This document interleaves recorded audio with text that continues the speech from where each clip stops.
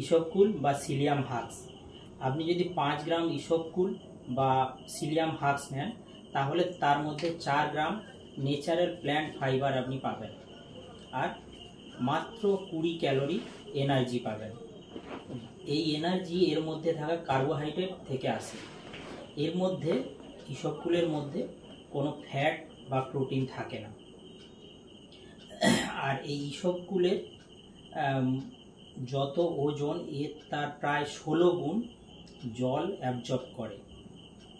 আর ইসবকুলের মধ্যে যে ফাইবার থাকে এটা কিন্তু ইনসলিউবল নেচারের হয়। এর মাধ্যমে এরা ইন্টেস্টিন বা পরিপাকতন্ত্রে অ্যাবজর্পশনে সাহায্য করে এবং জল অ্যাবজর্ব করে। এর ফলে স্টুল সফট হয় এবং স্টুল ক্লিয়ার হয়। এর মাধ্যমে কনস্টিপেশন বা কোষ্ঠকাঠিন্য রিলিফ হয়। বিশেষত সেই পেশেন্ট যাদের ক্ষেত্রে পাইলসের সমস্যা আছে বা হেমোরয়েডের সমস্যা আছে তাদের ক্ষেত্রে কনস্টিপেশনটা খুব কমন। এই পেশেন্টদের কিন্তু কনস্টিপেশন বা কোষ্ঠকাঠিন্য রিলিফ করতে ইসবকুল অনেক সাহায্য করে।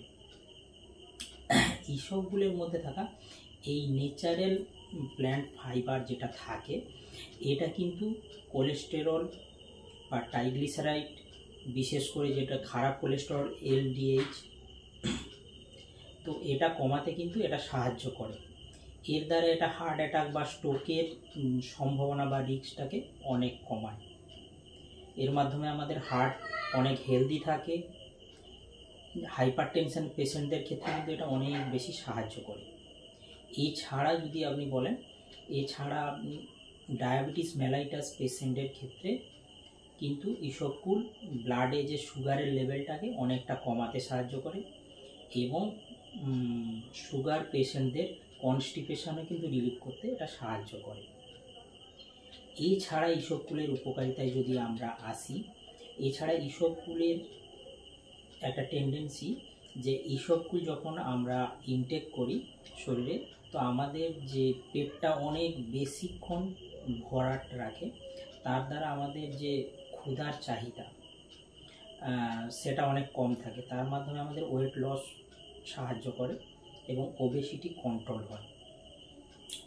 এছাড়া ইসবকুলের আরেকটা উপকারী ভূমিকা থাকে যেটা প্রিবায়োটিক হিসাবে কাজ করে। প্রিবায়োটিক মিনস হচ্ছে আমাদের শরীরে পরিপাকতন্ত্রের মধ্যে কিছু ব্যাকটেরিয়া থাকে, যে ব্যাকটেরিয়াগুলো আমরা মেডিকেল টার্মে উপকারী ব্যাকটেরিয়া বলি। এই ব্যাকটেরিয়াগুলো আমাদের পরিপাকতন্ত্রের মধ্যে হজমে সাহায্য করে। তো এই ব্যাকটেরিয়াগুলোকে পুষ্টি দিতে সাহায্য করে ইসবকুল এবং এই ব্যাকটেরিয়াগুলোর অ্যাক্টিভিটিতে কিন্তু অনেকটা বেশি সাহায্য করে। এইভাবে ইসবকুল কিন্তু আমাদের সাহায্য করে। নেক্সট, এবারে আমাদের ক্ষেত্রে অনেক পেশেন্ট একটা কোশ্চেন করে যে আমি ইসবকুলটা কিভাবে নেব বা ইনটেক করব। তো আমরা ডাক্তারবাবুরা সাধারণত ইসবকুলটাকে বলি যে লাঞ্চ এবং ডিনারের প্রায়র 20 মিনিট আগে আপনি 1 থেকে 2 চামচ ইসবকুল উষ্ণ গরম জলের সঙ্গে গুলে খেতে পারেন। কারোর ক্ষেত্রে যদি দুধে কোনো সমস্যা থাকে তাহলে জলের সঙ্গে ইনটেক করতে পারেন। এবার কিছু পেশেন্টদের ক্ষেত্রে যাদের ক্ষেত্রে এই খেতে গিয়ে গলায় আটকে যায়, অনেক পেশেন্টের ক্ষেত্রে বলে, তো তাদের ক্ষেত্রে আমরা অ্যাডভাইস করি যে শুকনো ইসবকুল মুখে নিয়ে জল দিয়ে আপনি গিলে খান। এছাড়া কিছু পেশেন্টদের ক্ষেত্রে বেড টাইমে আমরা নিতে বলি, কিছু ক্রাইটেরিয়া থাকে, সেক্ষেত্রে আমরা এটা বলি। আর এই কনস্টিপেশনের কথা যখন আসছে, ইসবকুলের কথা আসছে, তখন সেক্ষেত্রে একটা জিনিস আপনাকে মনে রাখতে হবে, old age, specially old age বয়স্ক মানুষদের ক্ষেত্রে কনস্টিপেশনের প্রাদুর্ভাব বা কনস্টিপেশনটা খুব বেশি হয়, কোষ্ঠকাঠিন্যটা বেশি হয়।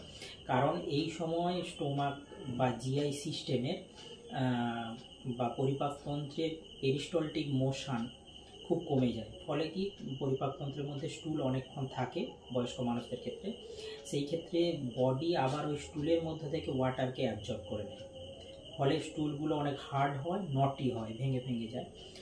তো সেক্ষেত্রে স্টুলটা ক্লিয়ার হয় না, কনস্টিপেশন তৈরি হয়। সেই ক্ষেত্রে কিন্তু যখন আমরা ইসবগুল নেই, ইসবগুল আবার ওই স্টুলগুলোর মধ্যে ওয়াটারকে অ্যাবজর্ব করতে সাহায্য করে এবং পেরিস্টলটিক মোশন বাড়ায়। তার মাধ্যমে কিন্তু ওই বয়স্ক মানুষদের ক্ষেত্রে স্টুলটা ক্লিয়ার হয় এবং কনস্টিপেশন বা কোষ্ঠকাঠিন্যটা কমাতে সাহায্য করে। এখানে একটা কথা আপনাকে মনে রাখতে হবে, যেটা অনেকেই ভুল করে, ইসবগুল খাচ্ছে কিন্তু জল বেশি পরিমাণ খায় না। এক্ষেত্রে এটা সাবধানতা থাকতে হবে আপনাকে যে ইসবগুল যখন আপনি নেবেন জলকেও কিন্তু বেশি পরিমাণে খেতে হবে। জল যদি ইনটেক না করেন তাহলে ইসবগুলের কিন্তু উপকারী যে এগুলো পাওয়া যাবে না আপনি, কারণ ইসবগুল কিন্তু উইথ ওয়াটার সে কিন্তু তার কাজগুলো অ্যাক্টিভিটিগুলো বেশি করে এবং স্টুল সফট করা থেকে অন্য যে উপকারী ভূমিকাগুলো সেগুলো পালন করে। সর্বোপরি শেষে একটা কথা বলতে চাই, আমরা সচরাচর কোষ্ঠকাঠিন্য বা এই কনস্টিপেশনের জন্য অনেক ডাক্তারবাবু দেখিয়ে অনেকে অনেক রকম বাজার চলতি অনেক ওষুধ খায়। কনস্টিপেশনটা একদিনের হয় না, কনস্টিপেশন সাধারণ ক্ষেত্রে লং টার্মে হয়। তো এই লং টার্মে যখন এই ওষুধগুলো কন্টিনিউয়াস খাওয়া হয় তো সেই প্রতিটা ওষুধের সাইড এফেক্ট থাকে, পার্শ্ব প্রতিক্রিয়া থাকে। কন্টিনিউয়াস যখন লং টার্মে আপনি খাচ্ছেন এই ওষুধগুলোর সাইড এফেক্ট কিন্তু শরীরে অনেক রকম ক্ষতি করে, একসময় ওই ওষুধগুলো কাজ করে না। কিন্তু এই ইসবগুল বা সিলিয়াম হাক্স যেগুলো আমরা অনেক ডাক্তারবাবু প্রেসক্রাইব করি, এই ইসবগুল খেলে কিন্তু এটা যেহেতু ন্যাচারাল তো এর সাইড এফেক্টের পরিমাণ অনেক কম, আপনি লং টার্মে দীর্ঘমেয়াদীভাবে ইউজ করতে পারেন, এতে কোনো ক্ষতি হয় না শরীরে।